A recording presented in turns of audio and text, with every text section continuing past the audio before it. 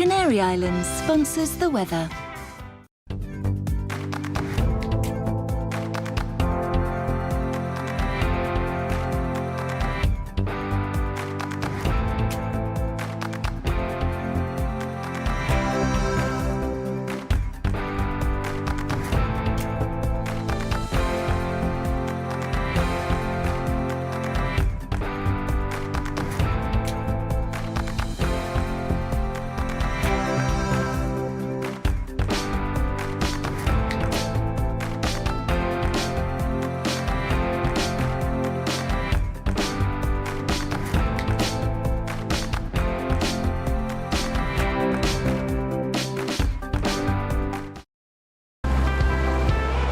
Canary Islands sponsors the weather.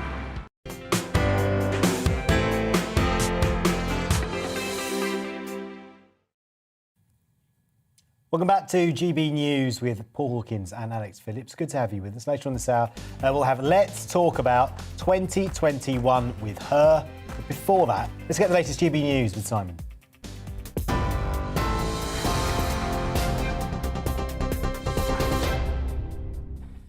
Thanks, Paul. I'm Simon Pusey. This is your news at 11 o'clock. The Prime Minister will decide today whether or not to impose fresh restrictions to try and reduce the spread of Omicron across England. Boris Johnson will be briefed on the latest COVID data by Chief Medical Officer Professor Chris Whitty. He'll also consider the current levels of pressure on the NHS. The briefing follows new measures being introduced in Scotland, Wales and Northern Ireland on Boxing Day. This next story has flashing images, so just a warning. New restrictions on hospitality have come into force in Scotland to try and stop the spread of Omicron. Nightclubs are to shut and social distancing will also return to bars, restaurants, gyms and theatres. Meanwhile, Northern Ireland has also introduced similar measures, including the rule of 6 when eating or drinking out and table service only. The Business and Energy Secretary is expected to meet with energy bosses later to address rapidly rising wholesale gas prices. The chief executives of major suppliers are likely to ask Kwasi Kwarteng for tax cuts and the relaxation of many green levies. Many say they are paying more for gas than they can charge customers. Since the start of September, more than 24 companies have gone bust. West Mercia Police have formally apologised to the family of the ex-professional footballer Dalian Atkinson over his death. The 48-year-old who played for Aston Villa died in 2016 after PC Benjamin Monk kicked him in the head at least twice and tasered him 3 times. Monk was convicted of manslaughter and jailed for 8 years in June.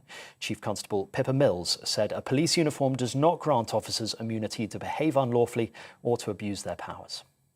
The Metropolitan Police are investigating a video linked to a man arrested at Windsor Castle on Christmas Day whilst carrying a crossbow. The video, obtained by the Sun newspaper, shows a masked figure addressing the camera and appearing to make threats towards the Queen. Police say the suspect has been sectioned under the Mental Health Act. More than 165,000 work days have been lost by Police Scotland due to mental health issues. The data, which was recorded between 2019 and 2020, shows that staff and officers suffered a range of issues, including alcohol problems, anxiety and depression. During that time, 68 police officers retired early due to mental health issues. The Scotland Liberal Democrats is now calling for annual staff surveys to identify problems more quickly and to provide support. And that is your news update. I'll be back in an hour with the latest headlines.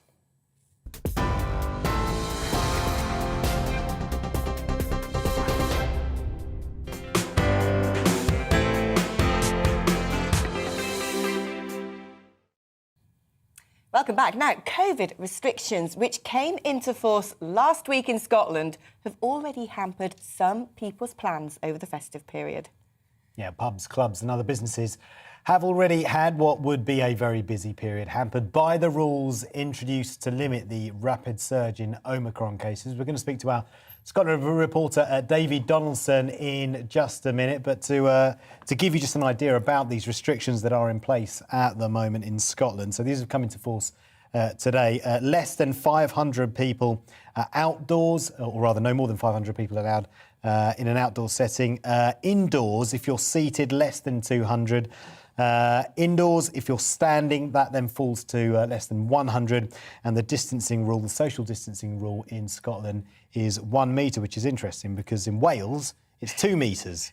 So in Wales, 2 metre social distancing. In Scotland, 1 metre social Do they expect people to sit there with tickers, like counting every single person? Well, you know, now you're standing up, or now you're sitting down, and here's my metre stick, going to roll out the old measuring tape and... It is strange, isn't it? But yeah, that is what has come into force in Scotland, and then in Northern Ireland, indoor standing events are banned, and also dancing banned across hospitality. Of course, we're waiting to find out what the latest data is for England. For the UK, there was a 2-day lag over the weekend in terms of reporting the data. The Prime Minister being presented with that data for the first time since Christmas today, and then we're expecting an announcement perhaps later today or tomorrow on whether England will be moved further ahead in terms of restrictions or not, depending on the data. Yeah, and of course, as soon as we get any information on that, we'll try and make sure you are the first to know as soon as the data comes out, or any information on whether the Prime Minister will be giving any sort of press conference to update the nation. We, of course,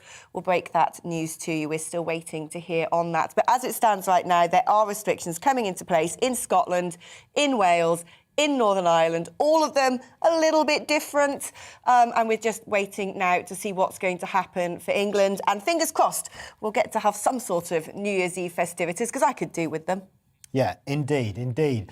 Right, I believe we have our Scotland reporter, Davy Donaldson, there, who we can go live to right now. Davy, just fill us in then on what these new restrictions are in Scotland. Just remind us, and how they are going to affect particularly the hospitality industry. Well, Paul, it's certainly going to affect the hospitality industry. There's no doubt about that. Nightclubs are closed until the 11th of January at least, so that's 3 weeks' time before anyone can go to a nightclub, and you would think that they'd probably be closed longer than that. Today, we've got a pub behind me here. They're going to obviously go back to table service, which is mandatory now. No more sitting and drinking at the bar, and you're only allowed 3 people from 3 different households at one table together. The 1 metre social distancing rule returns. You're allowed 100 people standing up in the place, 200 people seated, and 500 people if it's an outdoor event. So yeah, a whole raft of changes have come into force in Scotland. In terms of the hospitality industry, how they manage that, obviously it's going to be easier for some places than others. Obviously, if you're a small venue, it's going to be difficult to make sure that you keep numbers out in terms of maintaining social distancing. Obviously, the bigger venues, it's probably back as how they were when the rules went back in force last time around.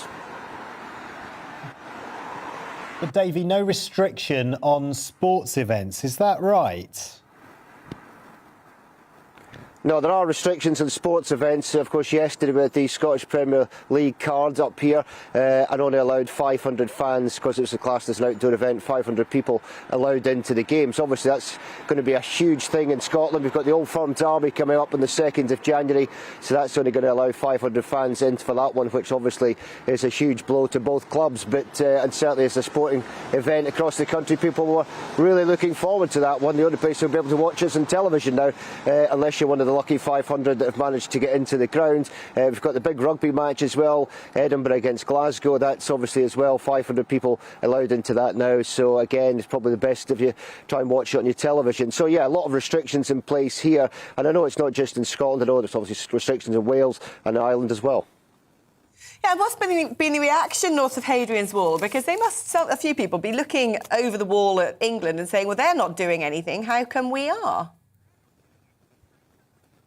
Yeah, I think there's a lot of that going on. There's certainly a lot of people very frustrated with Nicola Sturgeon.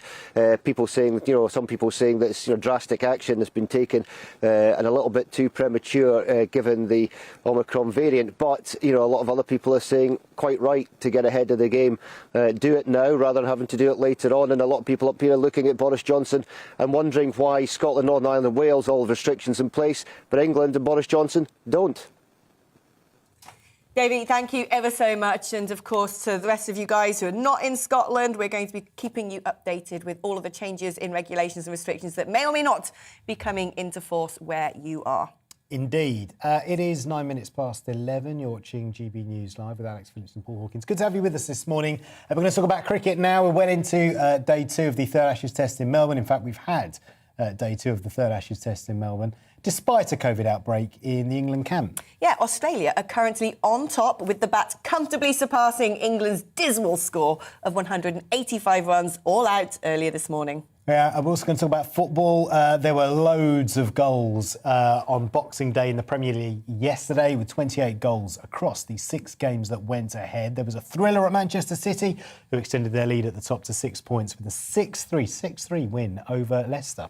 Yeah, Chelsea also kept their title hopes alive, beating Aston Villa 3-1. Romelu Lukaku scoring on his return. Elsewhere, Arsenal hit 5 at Norwich.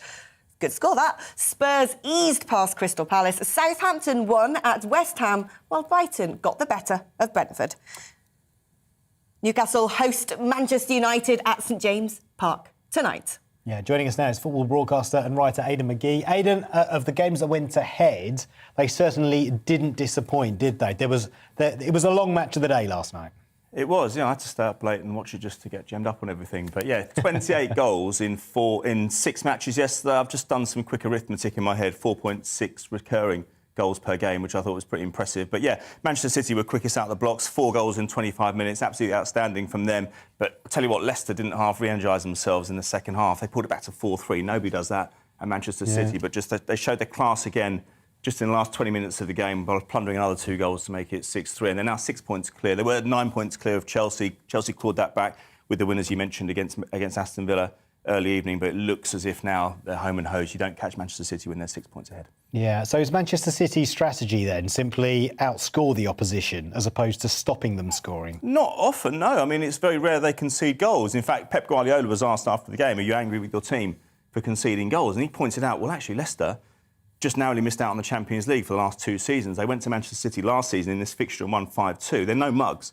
So, as I say, as soon as it got hairy, as soon as they conceded the 3 goals, most clubs or most teams tend to retreat into their shell and they tend to hold on to the 4-3. Man City thought, we're not having any of this. As soon as the shark came towards the shore, they retreated back to the stand, they scored another 2 goals.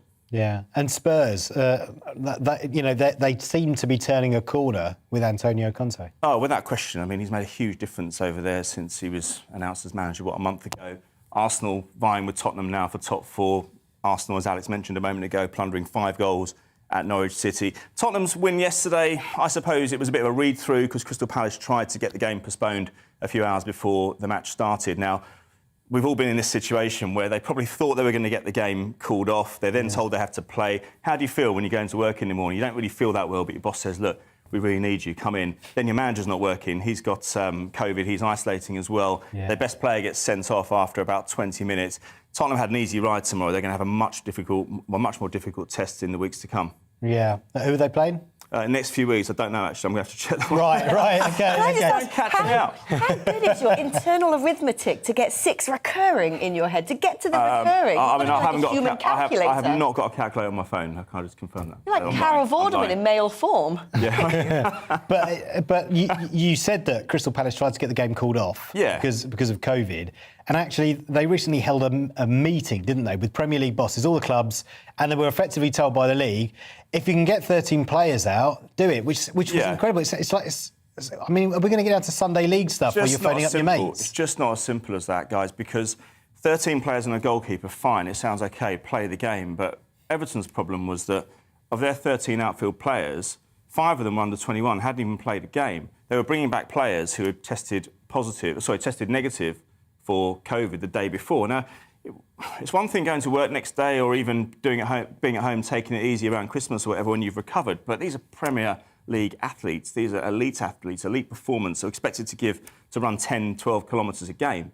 You know, you can't just put them on the pitch and expect everything to be OK. So one thing I'll say, though, is that we're all expecting to see a lesser quality of product yesterday. The Premier League will feel vindicated in some ways because what we saw yesterday was excellent. 28 goals in 6 games. Doesn't happen that often. We've got a great game tonight. The problem you've got, though, is by playing all these games and by satisfying the broadcasters, you have a situation like tonight. Newcastle are going to play tonight, as we know. Well, we think they're going to play. There's no reason to suggest they shouldn't.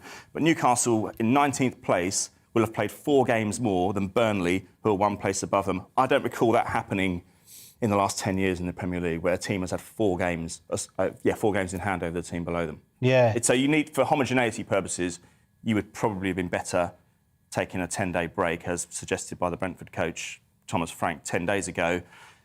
But having said that, the broadcasters are king. They're the ones who pay the money. If they don't get the games on, then they have to pay the money back, and that's Sky, BT, Amazon, etc. But a lot of people are going to hear this and go, I have no sympathy for footballers because they're paid a lot of money. They should be out there playing the game. Yeah, I guess so. I mean, you look at Manchester City. I mean, they're calling Pep Guardiola Pep Guevara at the moment. He threatened to go on strike last week. He said it might be a good idea. He's got six strikers. He's got 6 strikers, 3 of them on the pitch, 3 of them on the bench. Foden, who was in the England squad in the summer. Grealish, who was in the England squad in the summer. He's on the bench. I mean, they've got an absolute embarrassment of riches, to coin that horrible football-related cliche, of players on the bench, and now he's moaning that he can't get a side out. I mean, they scored 6 goals somehow yesterday. They must have done it using some kind of players, mustn't they? Yeah. And the cricket, it was. I woke up and it was good, and then it was rubbish for England. Yeah, I know. 35. They needed to come out flying with the bat. I mean, Joe Root, they're relying on him too much, aren't they? Probably the best batsman in the world at the moment, maybe even top 2, top 3. These batting collapses are, for those old enough to remember, the batting collapses in the 90s were very much a regular thing, weren't they? Every time England played Australia. It looks like we're getting back into that groove now. They needed to win this one, 70,000 at the MCG in Melbourne. It was not going to happen. I think we could possibly see a whitewash here. Yeah, because the bowlers hold them back into the game, right? And if you're the bowler and you're breaking your back and you're getting the team back into the game, then the batsmen come out and just get out. Well, England needed a lot of things to go right. I don't think they're playing an Australia side of the calibre of what we saw when we were kids back in the 90s. I really don't. I think they're capable of beating Australia in the Ashes when they're at home. I just think that going away is very, very difficult. But I honestly worry for the first time in years, I think we could see a 4-0. Yeah, and a really bad 4-0, like a really bad. Yeah, I mean, Joe Root's been the only one performing. I mean, you need more than that. You need 5 or 6 players performing at their absolute best if you're going to go down there at this time of year in front of those kind of hostile crowds. Don't get me wrong, the Barmy Army are always well represented down there. You've got a big expat community as well. England are well represented, but going into that cauldron of an atmosphere, they absolutely hate us, and they haven't had it all their own way in the last 20 years either in the Ashes. So there's extra incentive for them to beat us. I'm not surprised. I could have predicted this before the tournament, if I'm honest with you. Yep, Aidan, thank you very much. Thank you. That is sports broadcaster Aidan McGee. Yeah, and sorry if I looked a little bit lost there. I was cooking leftover turkey in my head because I know nothing or football, so I just stared into space and thought about recipes. You're watching GBNews with Paul Hawkins and Alex Phillips. Now, coming up is something that clearly I know stuff about, because it's me. We're going to be getting my highlights of Let's Talk About in 2021. But first, it's the weather forecast. It's time to remind ourselves there's always another winter. Canary Islands sponsors the weather. Right, let's look ahead to today's weather, and the UK is looking cloudy in the south with rain moving east, but drier and brighter in the north. So let's look at the details. After early rain in the southwest.